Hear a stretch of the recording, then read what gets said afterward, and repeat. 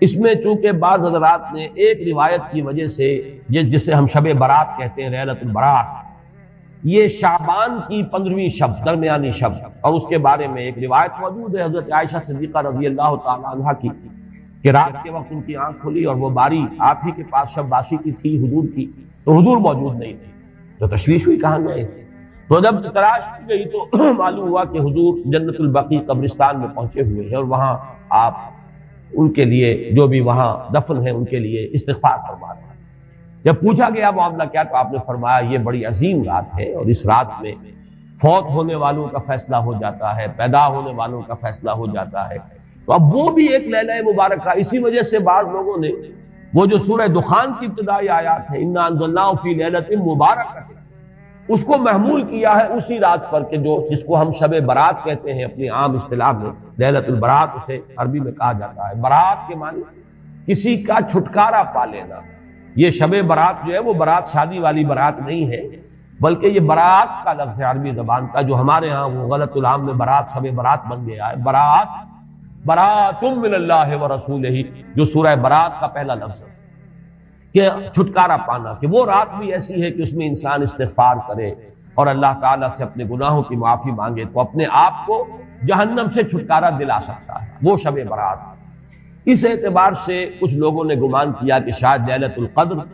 اور لیلہ مبارکہ اس حدیث کی روح سے وہی شب ہے، وہ ظاہر بات ہے کہ خارج از رمضان مبارک ہے،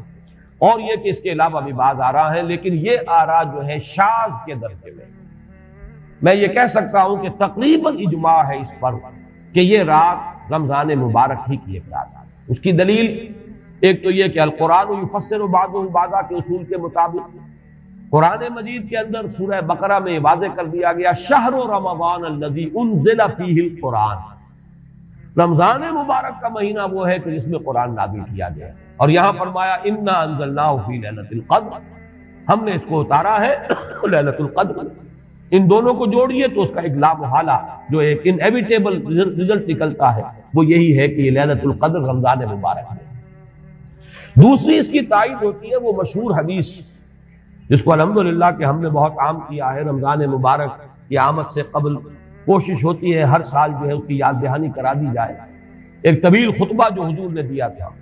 خطبنا رسول اللہ صلی اللہ علیہ وسلم فی آخر یوم من شعبان، یہ حضرت سلمان فارسی رضی اللہ تعالیٰ عنہ سے مروی ہے کہ حضور نے شعبان کے آخری دن ہمیں خطبہ ارشاد فرمایا، یا ایھا الناس قد اظلکم شہر عظیم شہر مبارک شہر فیہ لیلۃ خیر من الف شہر، لوگوں آگاہ ہو جاؤ، تم پر ایک بہت مبارک مہینے نے، بڑی عظمت والے مہینے نے سایہ کر دیا ہے، سایہ فگن ہو گیا ہے تم پر ایک مہینہ جو بڑی عظمت والا ہے، شہر عظیم جو بڑی برکت والا ہے، شہر مبارک، اور تیسرا جملہ اس میں یہی ہے شہر فیہ لیلۃ خیر من الف شہر، وہ مہینہ کہ جس میں ایک رات وہ بھی ہے کہ جو 1000 مہینوں سے افضل ہے۔ ان دونوں چیزوں کے حوالے سے تقریباً دلائل بھی موجود ہیں، اور ویسے یہ کہ جیسا کہ میں عرض کر چکا ہوں اجماع ہے کہ یہ رمضان مبارک ہی کی ایک شب ہے، لیکن رمضان مبارک کی کون سی شب ہے اس پر بعض مفسرین نے تو لکھا ہے کہ 40 قول ہیں۔ چنانچہ صاحب تفسیر مظہری قاضی ثناء اللہ پانی پتی نے، میں نے وہ تفصیل تو نہیں پڑھی، کہ 40 قول نقل کیے، لیکن امام راضی نے جو 9 قول نقل کیے ہیں وہ میں تیزی کے ساتھ آپ کو سنا دیتا ہوں۔ ابن رزین رحمہ اللہ کا قول یہ ہے کہ رمضان کی پہلی شب ہے۔ حضرت حسن بصری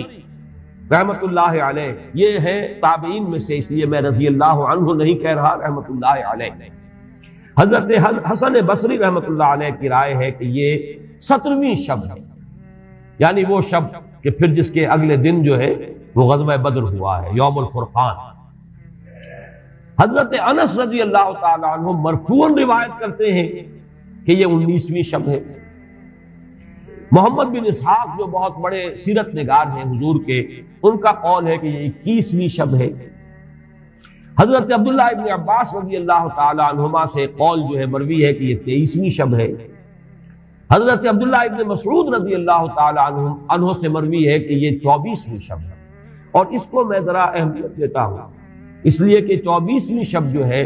سورہ علق کی ابتدائی آیات کے نزول کے ضمن میں کچھ حساب کتاب کے جوڑنے سے 24ویں اور 25ویں شب کا بھی معاملہ جڑتا ہے، جو کہ میں نے آپ کو سورہ علق کے درس کے دوران بتایا تھا۔ اس کے بعد حضرت ابو ذر غفاری رضی اللہ تعالیٰ عنہ کا قول ہے کہ یہ 25ویں شب ہے۔ اس کے بعد حضرت ابی ابن کعب رضی اللہ تعالیٰ عنہ کا قول ہے، یہ وہ ہے جن کو کہ حضور نے خود فرمایا کہ اقرأہم ابی ابن کعب، قرآن مجید کے سب سے بڑے قاری حضرت ابی ابن کعب ہیں رضی اللہ تعالیٰ عنہ، اور ان کے بھی سینے پر آپ نے تھپکی دی تھی کہ ایک سوال کیا آپ نے کہ سب سے عظیم سورت کون سی ہے،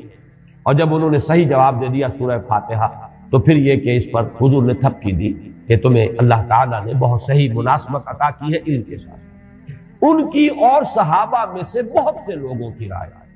یہاں تک کہ یہ کہا جا سکتا ہے کہ بقیہ اقوال جو ہیں وہ شاذ کے درجے میں ہیں، اور یہ گویا کہ اگر اجماع نہ کہا جائے تو بہت حد تک اتفاق کے درجے میں ہے کہ یہ 27ویں شب ہے۔ اور اس 27ویں شب کے ضمن میں حضرت عبداللہ ابن عباس سے ایک روایت میں پہلے آپ کو بتا چکا ہوں کہ 23ویں شب ہے،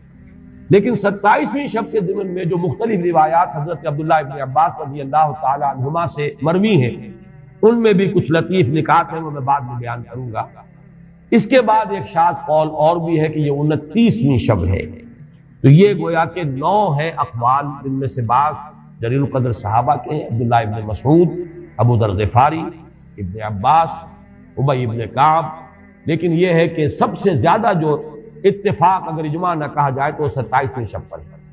اس 27ویں شب کے بارے میں حضرت عبداللہ ابن عباس نے 3 نکتے بیان کیے۔ ایک نکتہ تو یہ ہے کہ یہ پوری سورہ مبارکہ جو ہے سورۃ القدر، اس میں 30 الفاظ ہیں، اور ان 30 الفاظ میں سے 27واں لفظ ہے ہی حتی مطلع الفجر، یہ 27واں ہے۔ اس کے اعتبار سے گویا کہ انہوں نے ایک ربط قائم کیا ہے کہ یہ 27ویں شب ہے۔ ایک بات انہوں نے یہ کہی ہے کہ اللہ تعالیٰ کو وطر محبوب ہے، اللہ وطر و یحب الوطر، اللہ خود بھی اکیلا ہے اور وطر کو پسند کرتا ہے۔ پھر یہ کہ وطر جو ہے اب رمضان مبارک کے اندر اگر وہ وطر شمار کیے جائیں گے تو 14-15 وطر بن جائیں گے، لیکن اس میں چونکہ آخری عشرے کے بارے میں بہت سی روایات جو ہیں ان کا تقریباً اجماع ہو جاتا ہے کہ آخری عشرے میں، تو آخری عشرے میں بھی 5 وطر آئیں گے، 21ویں، 23ویں، 25ویں، 27ویں، 29ویں۔ لیکن حضرت عبداللہ ابن عباس کہتے ہیں کہ 7 کا حصہ اللہ تعالیٰ کو بہت پسند ہے،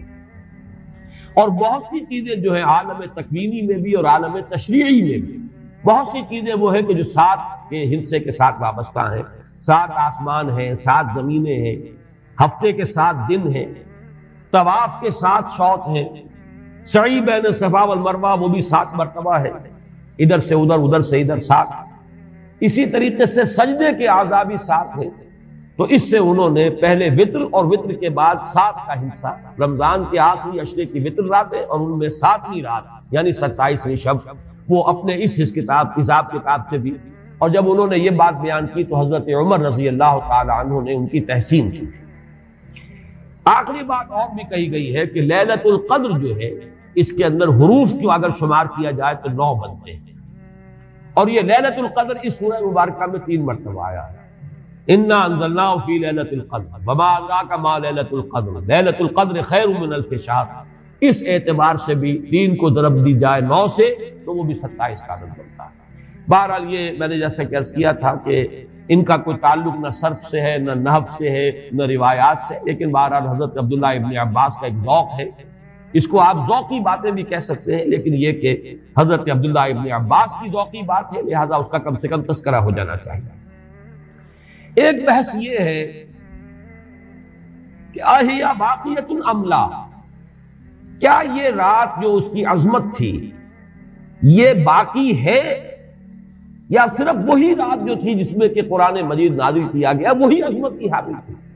انا انزلناہ فی لیلۃ القدر، یا یہ کہ اب بھی ہر سال یہ رات آ رہی ہے تو اسی عظمت کی حامل ہے،